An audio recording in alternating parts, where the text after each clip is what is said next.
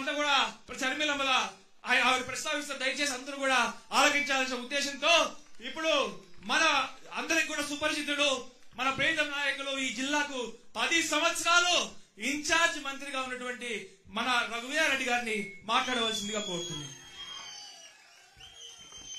జై కాంగ్రెస్, జై కాంగ్రెస్.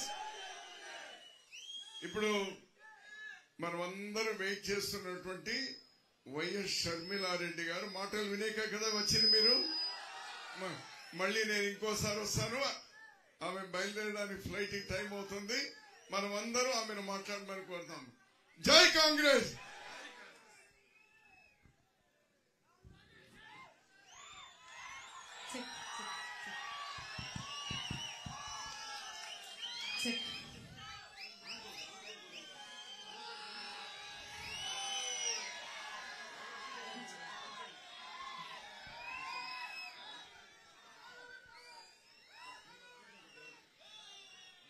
வணக்கம்.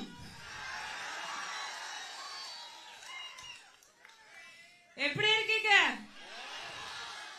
நல்லா இருக்கீங்களா? நான் யார் தெரியுமா? யாருனா? வயசால் தெரியும் இல்ல? அவங்க தெரிஞ்சா போதும்.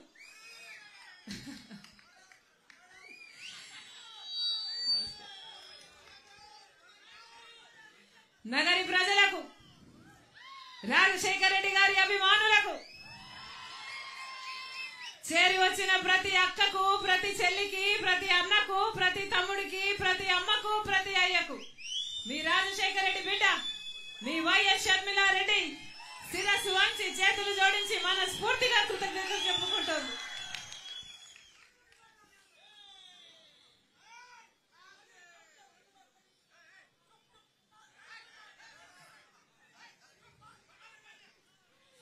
ఎలా ఉంది మన రాష్ట్రం?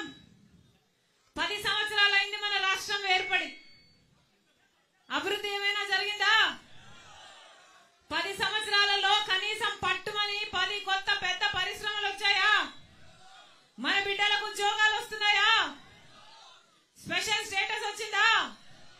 పోలవరం ప్రాజెక్ట్ అయిందా? హంద్రీనివా ప్రాజెక్ట్ అయినా అయిందా? గాలేరు నగరి అయినా అయిందా? రాజధాని అయిందా? మనం తలెత్తుకొని చెప్పుకునేటట్టు ఇది మా రాజధాని అని 10 సంవత్సరాలైందే. ఇప్పటికైనా సాధించుకోగలిగామా?